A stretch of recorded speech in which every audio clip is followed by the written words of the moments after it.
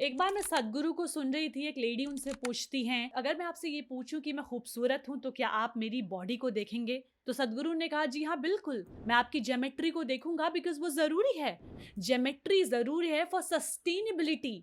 जितनी भी पुरानी इमारतों को, खूबसूरत इमारतों को आप देखेंगे, इतने सालों साल अगर वो टिकी हुई हैं, just because of their geometry, उनकी शेप की वजह से।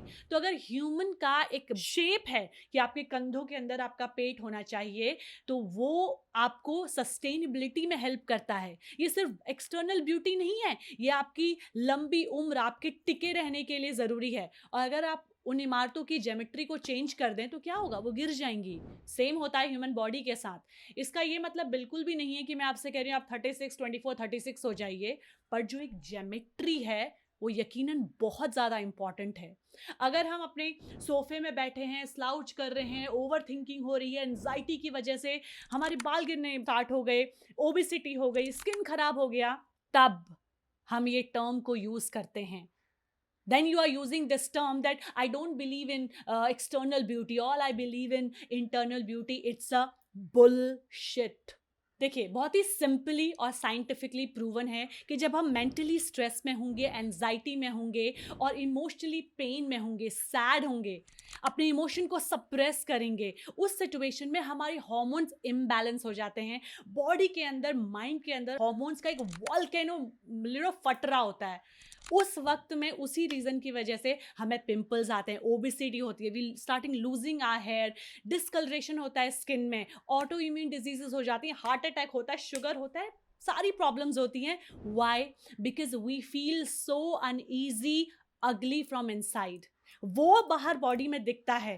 Then what internal beauty we are talking about? There is nothing called internal beauty. ये भी नहीं कहा जा सकता कि इंटरनल और एक्सटर्नल ब्यूटी एक दूसरे के पूरक हैं, क्योंकि इंटरनल और एक्सटर्नल ब्यूटी जैसी कोई चीज ही नहीं है। This is one, it's one thing. और दूसरी तरफ वो लोग हैं जो ऑब्सेस्ड हैं, स्केरसिटी माइंडसेट में हैं, उनकी स्किन को लेके, उनके हेयर को लेके, बॉडी को लेके, the way they are ageing, इसे लेके। पर जब आप उनके साथ बैठते हैं, कुछ पल बिताते हैं, तो ऐसा लगता है सब कुछ तो परफेक्ट है, perfect hair, perfect skin, but फिर भी ये कमी क्यों है? कोई डेप्थ क्यों नहीं है? वो कनेक्शन क्यों नहीं है?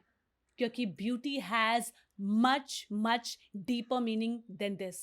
ये लुक्स हैं उनके, ब्यूटी नहीं है।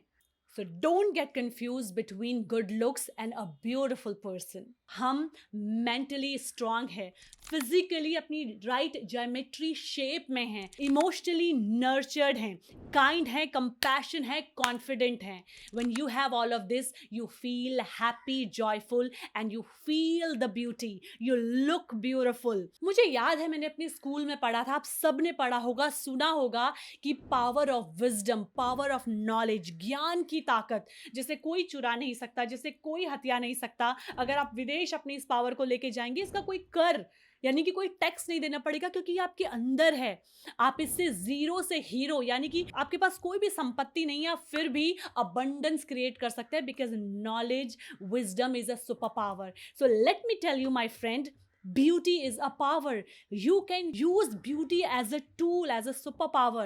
जिन लोगों को ये पता है, they know this, because when you are physically, mentally, emotionally beautiful, you vibrate in a higher frequency and you attract everything that gives you similar feeling, similar people, opportunity, incident, and you create abundance. So don't be in this trap of internal beauty, external beauty.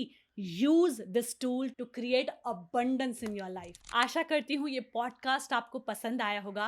अपनी family और friends के साथ share करना मत भूलिए, and please subscribe to my channel Premika Thakur. Thank you so much.